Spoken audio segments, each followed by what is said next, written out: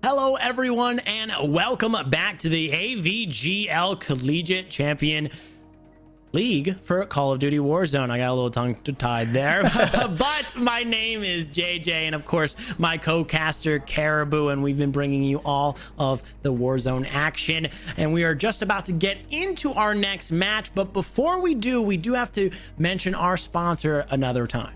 Yeah, giving the quick shout out there to Esports Certified, the gaming gear destination exclusively for college university students. You can get all the premier esports gear, Razer, SteelSeries, HyperX, you name it, they got it at epic savings prices. Visit today at esportscertified.com for all of the hookup. And as we said, we know college is a hard time. Yeah, we all been there. That ramen diet, but being able to have luxuries at discount. Shout out to them. That's awesome. Well, we are just about to get into our game in just a few moments. We're getting them into the lobby, but we did witness already our second match of Warzone. We're heading into our third one, but what we saw from our first two matches, the first one was a little slow at first, a little bit of coldness maybe across the board, but second game felt a lot more ready to play, ready to W key, as we mentioned before the break, and these guys are playing with a lot more aggression. So I would imagine that's just going to continue to scale, and here in game three we're going to probably have the most aggression yet. Yeah, and looking to see as we drop into Verdansk for the third time on this evening, to see what the move's going to be. And, as we saw last time around, we're already seeing loadouts in hand is a phenomenal sight. But, seeing where these teams are going to go, not surprised to see them kind of pick a spot out and kind of wait, at least, maybe pick up the bounty, try a little bit of an early game aggression around the teams that are immediately around you.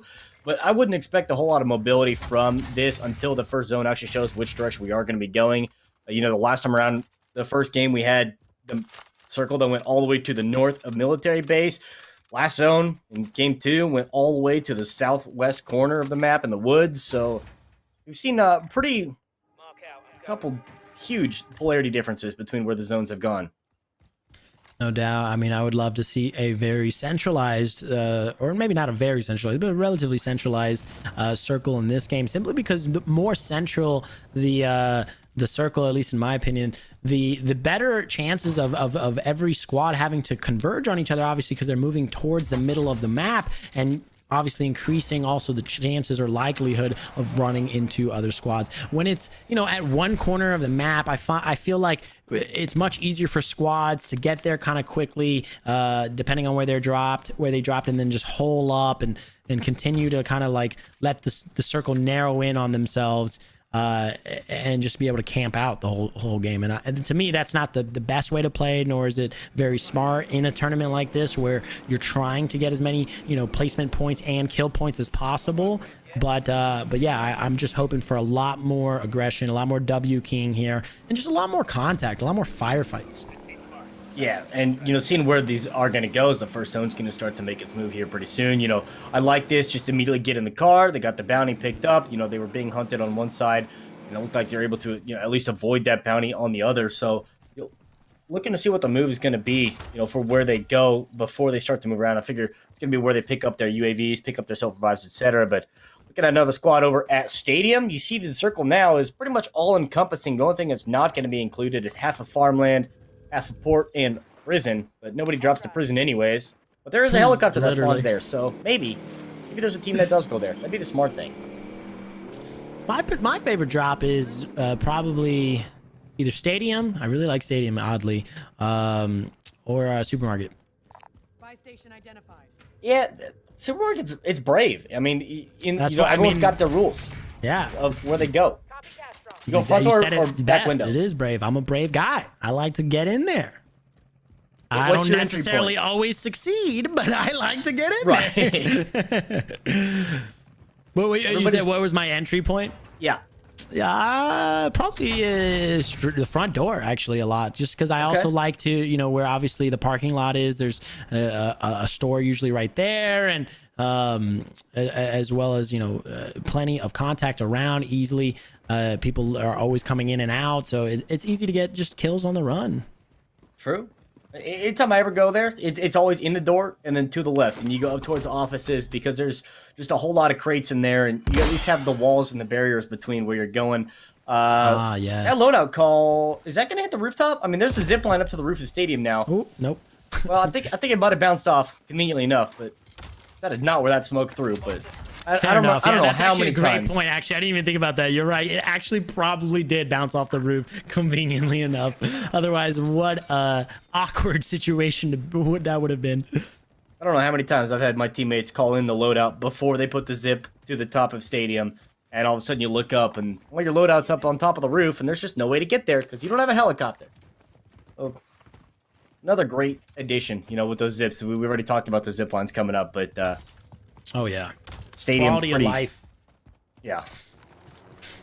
Love. I gotta give Activision some props. You know, I know some people love to hate on Activision, but you know, I think that the changes that they've been making to Warzone, while at first weren't very many, they've slowly and steadily gotten much better at making those quality of life buffs and changes, and just making it a lot more of a fun experience to play Warzone. But wow.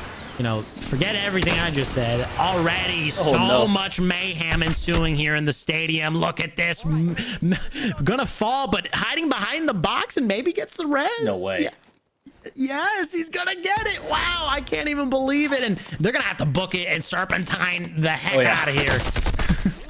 Dodge, dick, duck, dive, and dodge. Just get their way inside, but still getting one down. And the benefit here of having the self-revive, but I mean, they're just going to be coming straight in, trying to thirst these kills. And look at him. He's got his Cali sticks. He pulled the gun out, at least try to return fire. Does get the down, so that's actually pretty good. You still lose a couple teammates to the gulag, but I mean, you're in a fishbowl inside the stadium with people up on the rooftop that are watching. And you know, that being the bounty that is watching in, that's not a team wipe. It's only the down, so you can imagine there's going to be at least one, if not two more, lurking in the shadows. Left side's getting pretty active as well, as all of a sudden your full squad of 3 just drops down to a one-man show. Oh, no doubt. Rats love to linger in BRs, as I say, and they are all over the place. And if you're not checking your corners and being prepared to take a firefight at a moment's notice at any time, you're probably not going to be as successful. But now jumping in the gulag, we see, and he make it out. He's going to use the bus here as cover. Now could have failed. Oops. The flash there. Let's not talk about it. And oh no, gets caught with his pants down, has the Molotov out, and that's just gonna be all she wrote. So no gulag recovery for him there. As we take a look at the next gulag, he's trying to use this car. Took some cover, maybe get the head glitch, but Molotov coming out from the enemy. He's gonna throw one of his own, but just through the fire and the flames, Caribou, he finds that head and takes him down.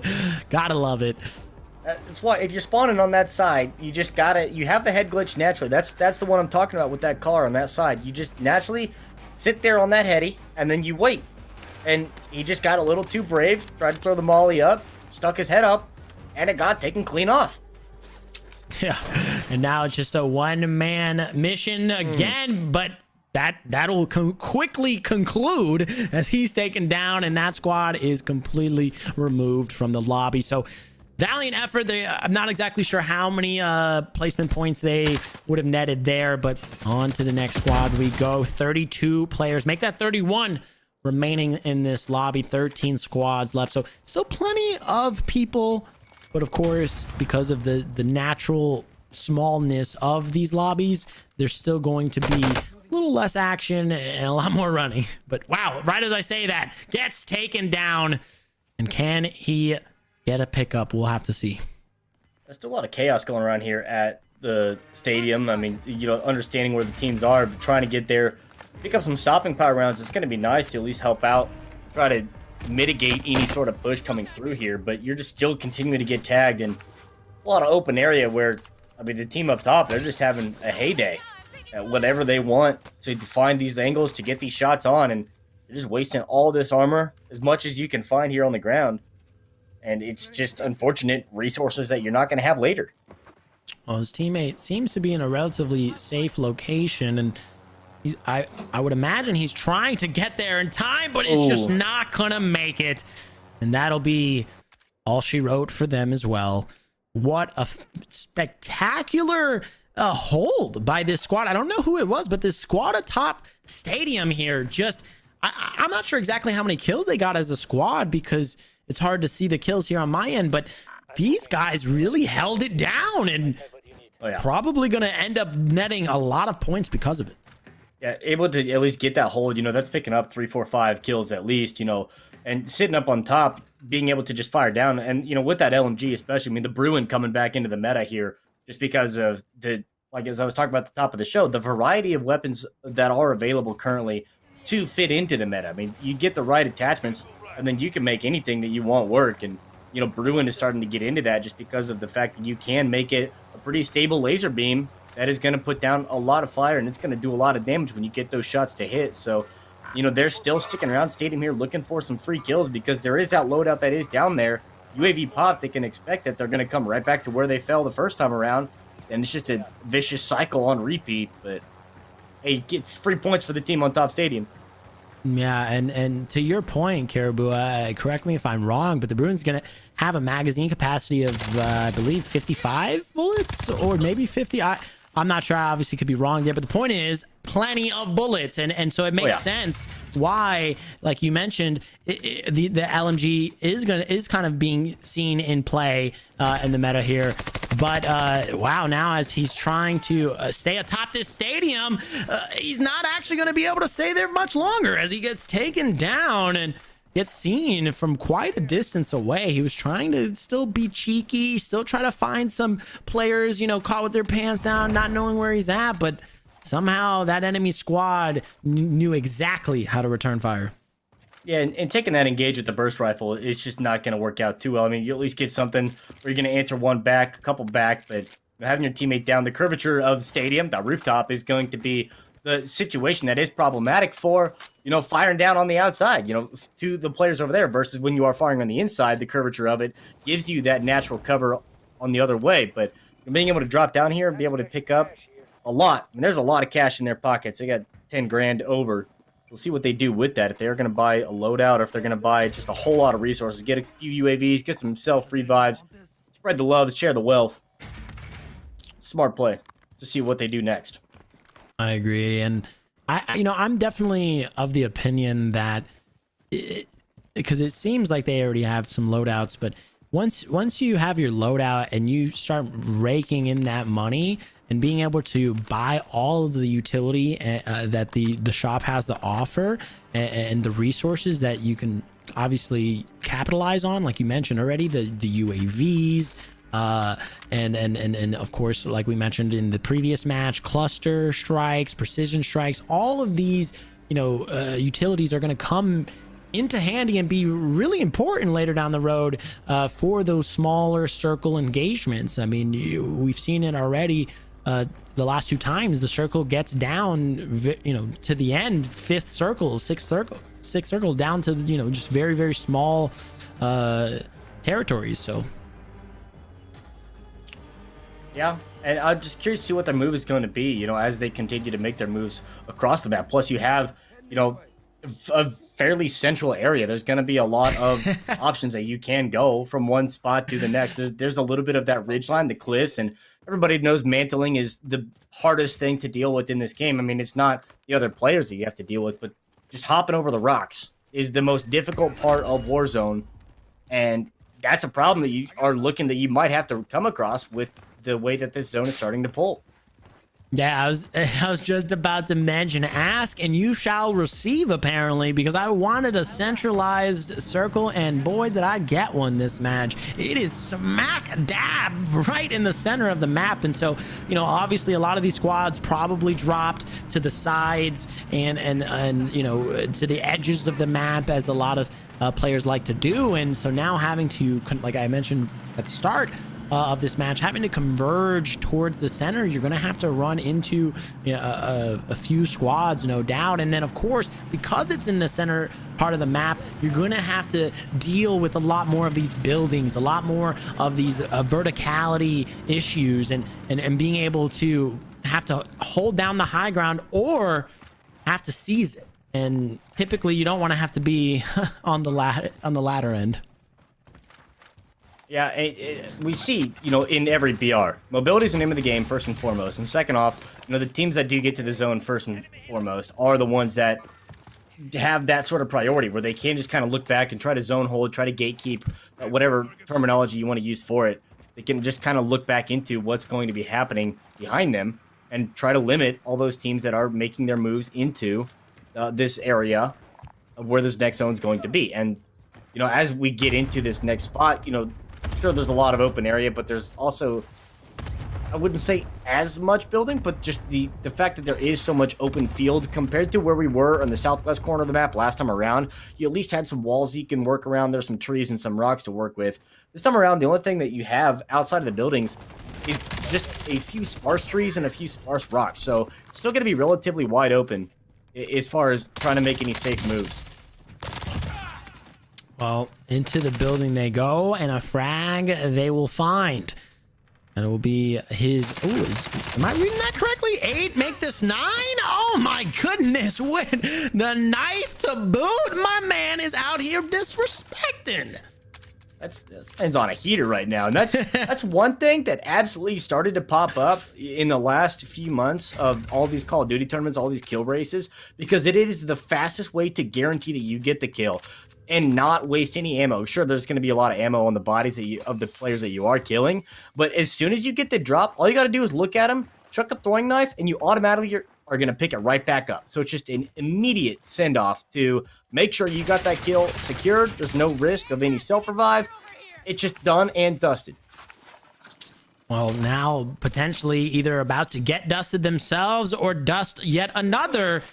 And they're running into some contact. One does fall, so he's going to have to be picked up, but is going to be able to be picked. Oh, I spoke too soon.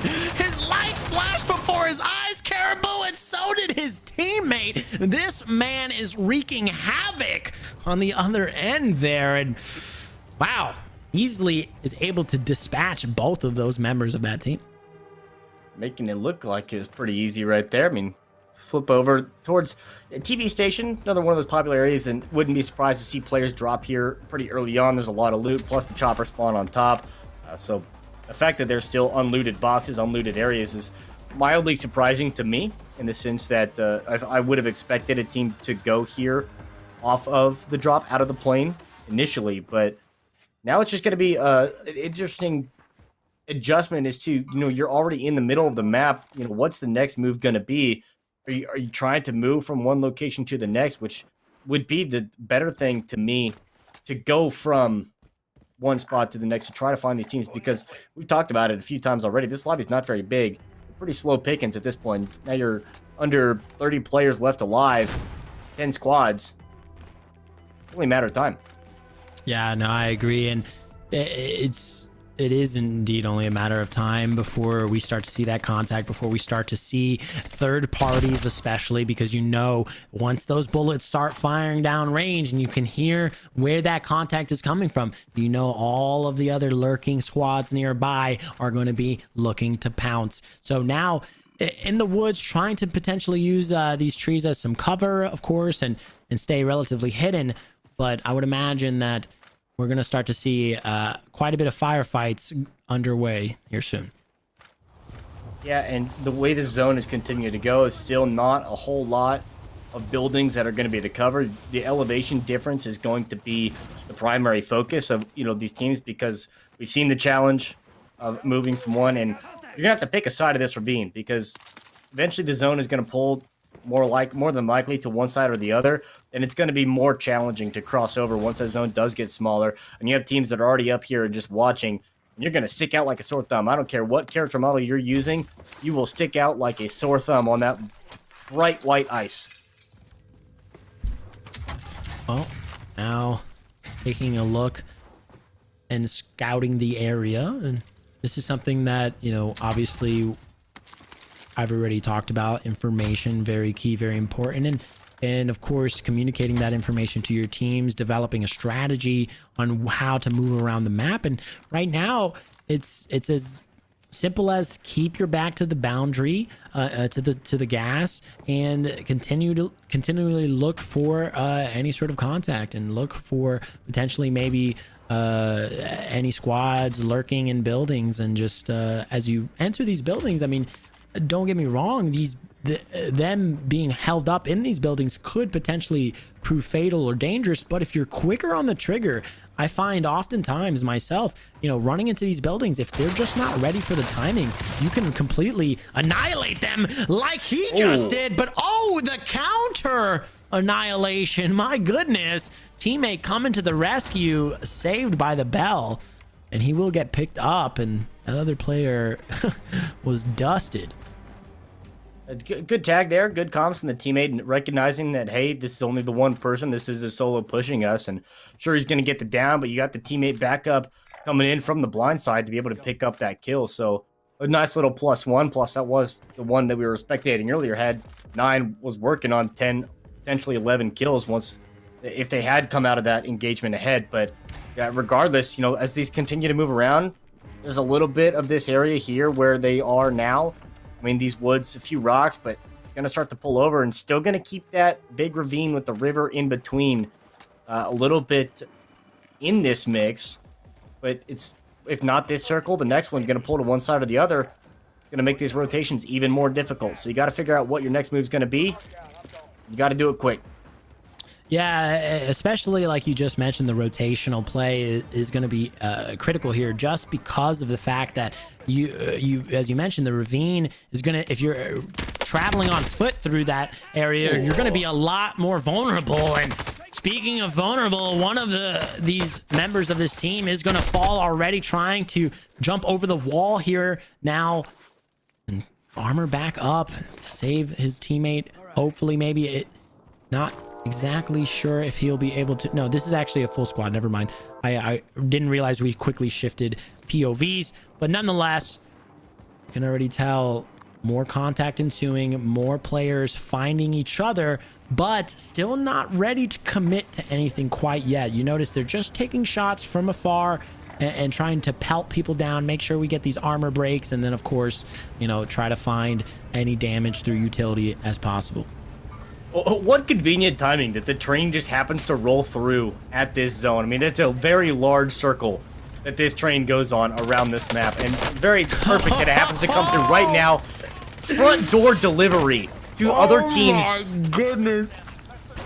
Straight Domino's delivery style. I mean, it's beautiful. As you said it, just gorgeous. So free, and pops that gas mask, able to survive the gas with no damage whatsoever, and is now just hovering on the edge, and rightfully slow, playing this very slow. I like this strategy here. I think that it's important too in these last circle engagements to play it slow, actually, and to do the opposites of the W key.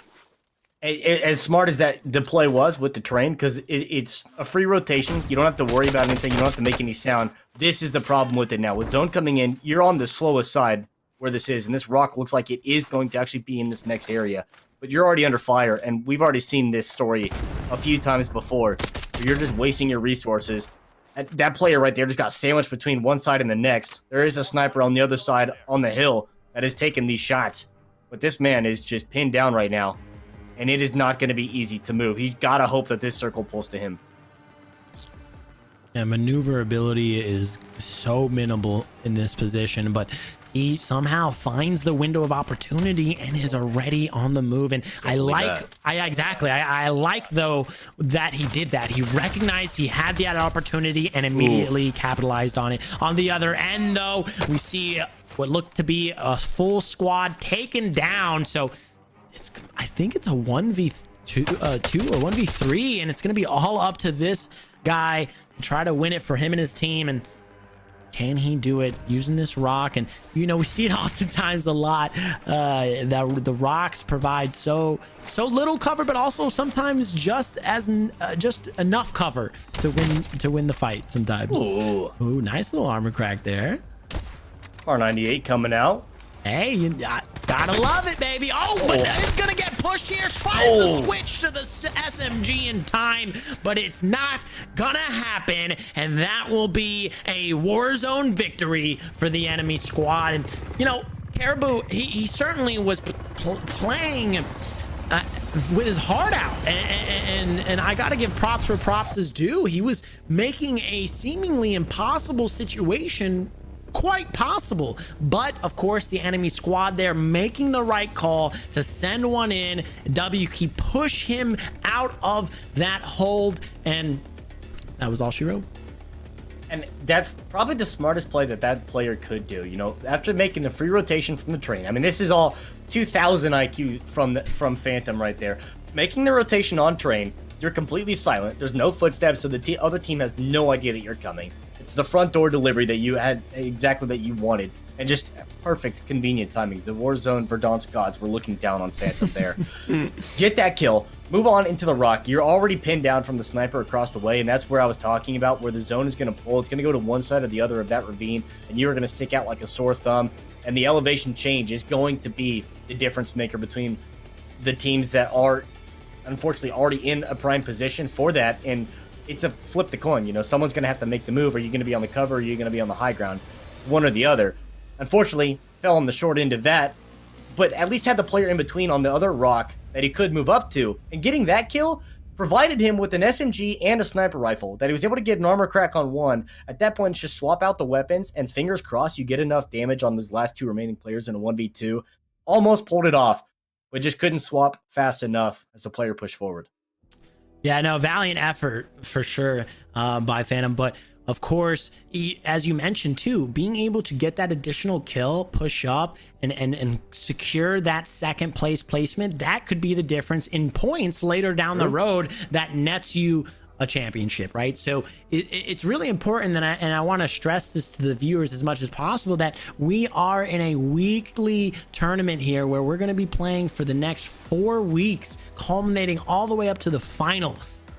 These guys have plenty of time to accrue and amass as many points as possible, but it's that much important, or that's much more important for them to recognize that every little point counts, every little point matters. Yeah. And so that's what I'm hoping to see more of, and I look forward to seeing.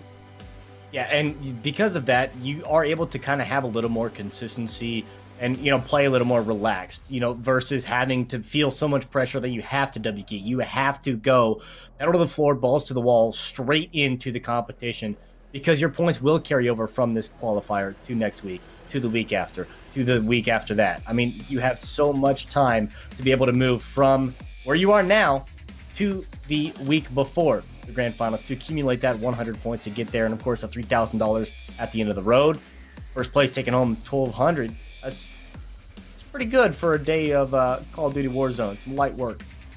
Oh yeah, if you told me I could just play some Call of Duty for a few hours and make over $1,000, I say less is probably would be my answer. Say less is one of my favorite phrases. But it looks like we do have an interview prepared and ready for you with one of our players. So let's go ahead and take it down to see what he's got to say for us.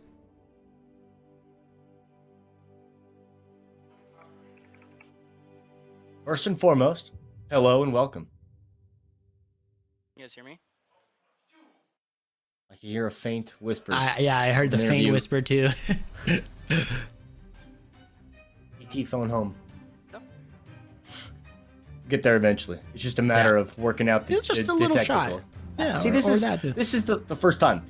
The first time around. So this is our break into this, and then when it comes next week, when we get into that, it's gonna be the greatest Warzone tournament you've ever seen, ever. Smooth. So just gotta make sailing. it work now. Difficulties now makes it so much easier later. That's one of my favorite quotes from a fellow caster of mine is whenever he talks about, you know, a little bit of technical difficulties, he always says, you know, you can't fly a plane without a little turbulence, right? So, you know, it's okay. We're gonna get through it. But in a few moments we should, in a few moments we should have his this interview ready. But in the meantime, you know, again, looking at these last 3 matches and seeing that progression in aggression. You like what I did there? Progression with aggression. That's pretty good. No, but I like that these guys are getting more comfortable, and it's very obvious to see. I mean, we saw, like, I think 8 kills on one of the players by himself. Like, that's he was looking so comfortable and cozy in the Warzone. It looked like he was practically been living there the last few months. So I'm excited to see the more comfortability come in from these players, and also as we go along throughout the weeks as well. Like you mentioned, they don't have to feel that pressure necessarily, especially right now, early on in the first few weeks. You can try some things, you can experiment a little bit if you want. But what I think that is going to be most important for these teams to keep in mind is that you're not going to win all in one day. You're going to win through consistent effort and consistent play. So that should be, I think, the number one goal in everyone's minds coming into this tournament. How can I ensure that I'm just as consistent as I can be each and every Warzone drop? And that's probably be my best advice. Yeah. I can't argue against that at all. And maybe that's the other point of the conversation of, people taking the sniper rifles, but that's a whole nother conversation we can share for next week, because as we get into this one, we do have our +1 available, assuming that we can be able to hear. So hello and welcome to the Collegiate Champions League. Here's the typing, the taka. You guys can hear me? We can hear you. Can you hear us? Okay, but I can't hear them. That's the thing. It's just weird for me.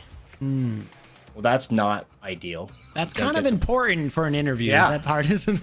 Oh, okay. So eventually, we'll be able to. This gives us time though now, because now we can actually know like what to say to the person that we're talking about. So fingers crossed, interviewee can hear the interviewers. Yeah, I can hear you guys now. Maybe.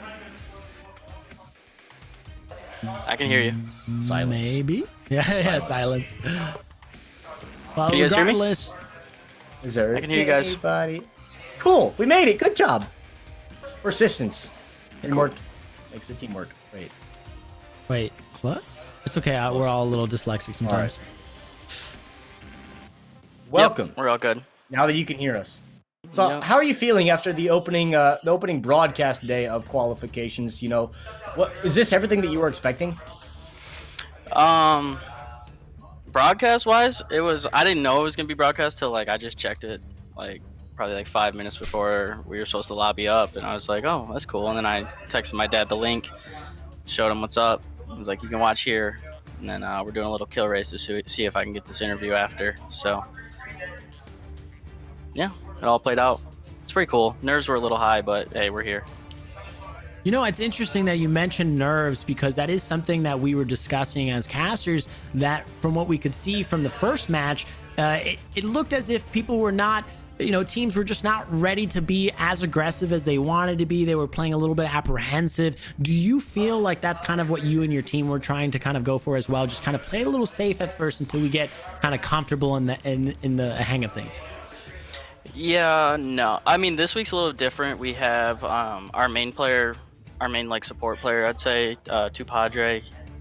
He wasn't able to make it this week, so we had to play with a sub. So it was a little different, not having a lot of games with them. But our motto is still all gas, no brakes, and that's how we play. And we want people to know who killed them. So we're gonna rush you, and we're gonna come and hit you. That's how we play. So, and that's what I'm used to. And I don't want to change my play style for something different. That's an interesting point as to, coming into this conversation, the lobby being a little bit smaller, there's so much more open area, so much more free time for you guys to loot, immediately get your loadouts off of drop. First and foremost, because I completely forgot to ask this question, what school you're representing, first off, and second off, being able to have that much more free time off of the drop to loot and less players, does that affect your gameplay? I mean, how does that actually change that? Because it's harder to go pedal to the floor and there's only 30 other players in the lobby.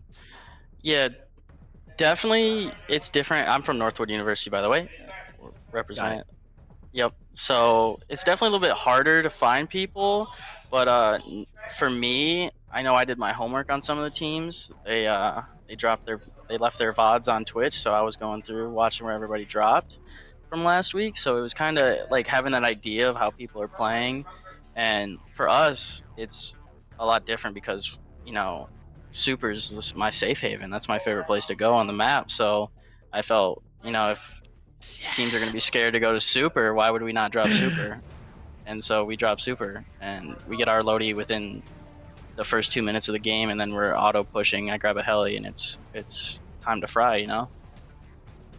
No, I couldn't agree more, and we could tell too from watching some of the engagements as well at Supermarket, you know, and also the fact that we would drop into game and see that some of you guys already had your loadouts, and so obviously the right strategy here. You know, I do want to ask though, going forward, this is obviously just week 1, but going into week 2 and so on, do you feel confident in your team's ability to remain consistent, or are you and play the same way, or do you feel like you're going to be paying close attention to the competition and how they adapt, and then be looking to adapt as well? Because obviously this is a closed tournament, and so everyone has their own kind of unique style. You can't necessarily just run in or jump into this like it's any old Warzone game.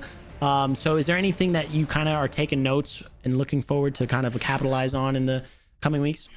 Yeah, so we definitely have like the teams to watch out for. Like there's a huge, you can notice the skill gap when you're playing against these players, because even though they may do something different weekly, as I saw this week, the skill gap is still there enough where me and Foam Snatcher, Kubi, whatever you want to call him, him and I, we work really well as a duo together when we're together, but when we're pushing teams, they're more reserved than us. So I think the thing for us is just to kind of be a little bit more patient going into these next weeks when we get into our gunfights and playing those longer gunfights instead of trying to, you know, push up and get stunned and, you know, die off the rip. And that was something I made a lot of mistakes of today, was just trying to charge in when I could have just played a pick or something else like that, you know.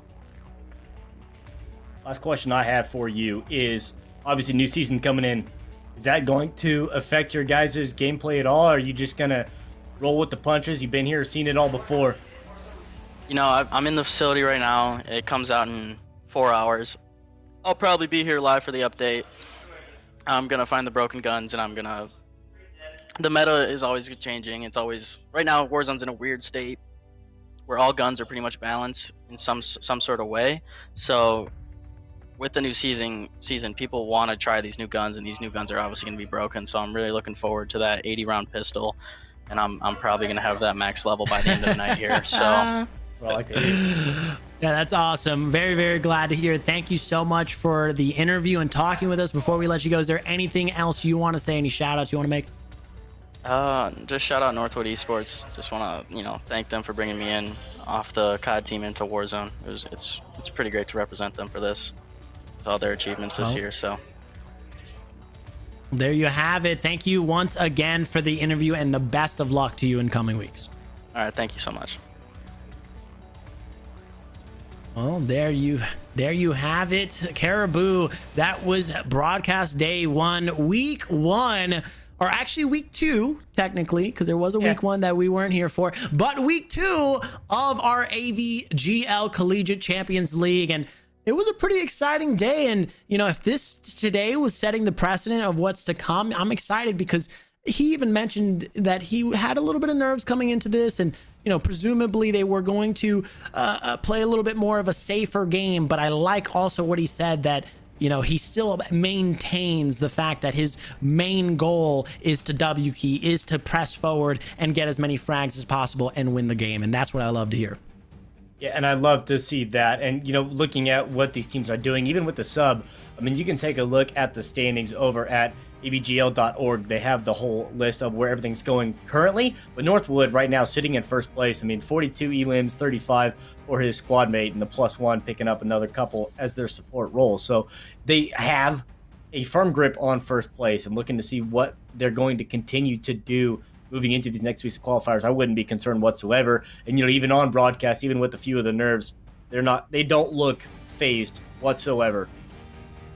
Yeah, I couldn't agree more.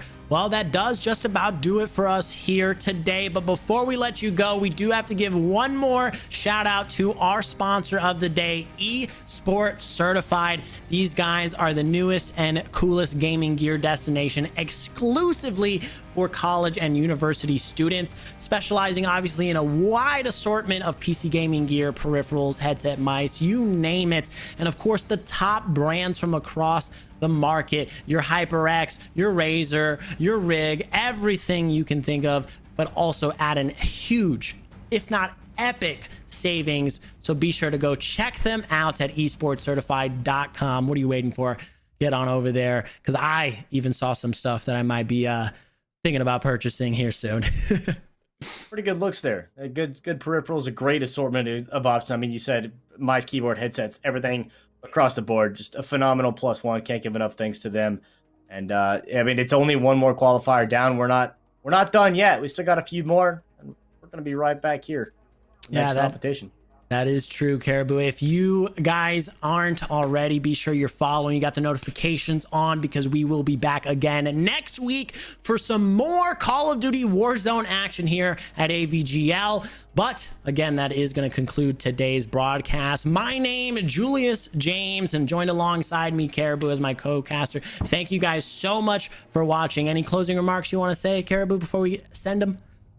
Just hit your shots, forehead. Well, thank you guys as always for watching. That is it. And until next time, we'll see you. Have a good night.